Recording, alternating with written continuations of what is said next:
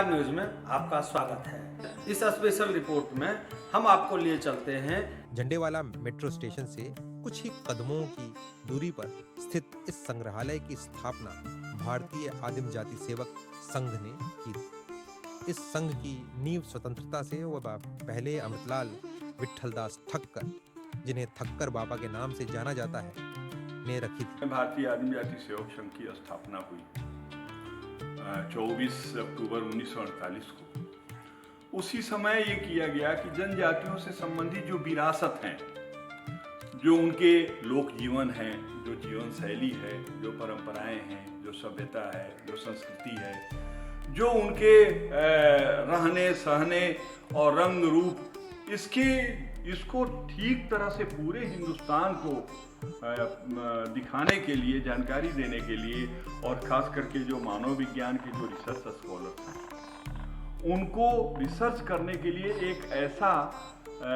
National level पर एक ऐसा म्यूजियम और लाइब्रेरी की स्थापना किया जाए जो कि आगे आने वाले पीढ़ी का मार्गदर्शन कर सके। और उसी को ध्यान में रखते हुए 1952 में ठक्कर बापा नेशनल ट्राइबल म्यूजियम और लाइब्रेरी की स्थापना नई दिल्ली के हार्ट में, सेंट्रल दिल्ली में झंडेवाला नामक स्थान पे हुई।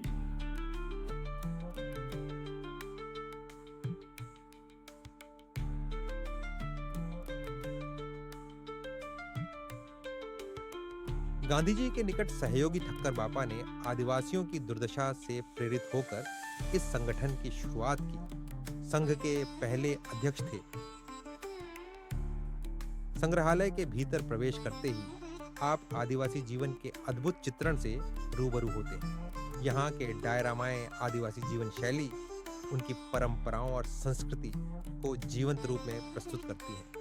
75वां साल पूरा हो गया है संस्था का कार्य करते करते, तो ये विचार किया गया क्योंकि इसका जो प्लेटिनम जुबली समारोह है उसका उद्घाटन भी हमारे राष्ट्रपति करें, और जो 17 कार्यकर्ता देश भर के हैं जो अच्छे कार्य करता हैं उनको पुरस्कृत भी किया गया है। इसलिए राष्ट्रपति जी को यहाँ लाया गया और ये सब उनको दिखाया गया, और देखने के बाद वो बहुत प्रसन्न होकर गई, क्योंकि राष्ट्रपति महोदया भी हमारी संस्था से ही जुड़ी हुई हैं, तो इसलिए उनको बहुत प्रसन्नता हुआ यहाँ आकर भी, और ये सब देखकर भी। उन्होंने अपने भाषण में भी कहा कि मैंने बहुत जगह गई, लेकिन यहाँ आके वो मुझे ठक्कर बापा के द्वारा बनाई गई इस संस्था में आके उन्हें बहुत प्रसन्नता हुई।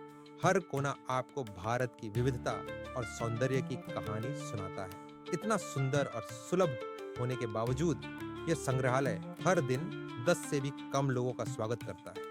यह सवाल उठाता है, आदिवासी किस तरह मास्क लगा के करते थे डांस और नृत्य, एक दूसरे को छलावा में रखकर बिना पहचान के। ये है उनकी कला। क्या हम अपने इतिहास और संस्कृति से कट रहे हैं, या क्या हमारे संग्रहालय आम जनता से जुड़ने में असफल हो रहे हैं?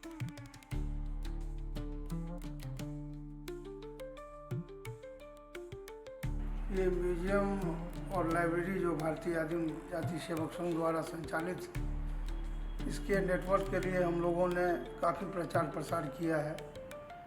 इंटरनेट के माध्यम से, व्हाट्सएप के माध्यम से ट्रांसपोर्ट को दिया गया हुआ है। कई कॉलेज में, कई स्कूल में पत्र के द्वारा सूचित किया गया है कि आप लोग आवेदन देखें। स्कूल के बच्चों के लिए हमने कॉन्सेशन भी किया है और लोग आते भी हैं, और भी इसका प्रचार प्रसार करने के लिए वेबसाइट पर डाला गया है, और भी आगे हम इसका पैम्फलेट छपा के जहाँ तहाँ बांटने का प्रयास कर रहे हैं। भारतीय आदिम जाति सेवक संग्रहालय केवल एक इमारत नहीं, यह हमारे देश की आदिवासी आत्मा का प्रतीक है।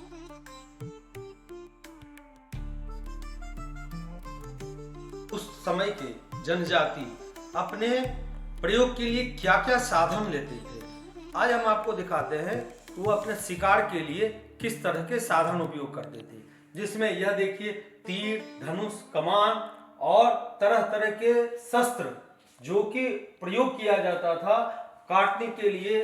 बर्छी, भाला, कटार इस तरह से प्रयोग किए जाते थे, जो कहा जाता है शस्त्र और शास्त्र दोनों जरूरी है।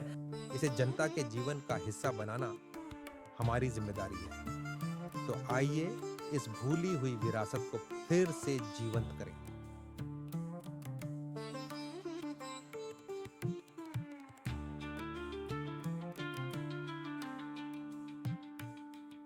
भारतीय आदिम जाति सेवक संग्रहालय आज ही आएं और भारत की जनजातीय विरासत को जानें। इसको बोलते हैं ढाक। यह ढाक 17वीं सदी की है, जैसा कि यहाँ लिखा हुआ है। और यह ढाक मिट्टी का बेस और जानवरों के चमड़े की खाल से बना हुआ है। आप समझ सकते हैं इसकी ये ढाक है।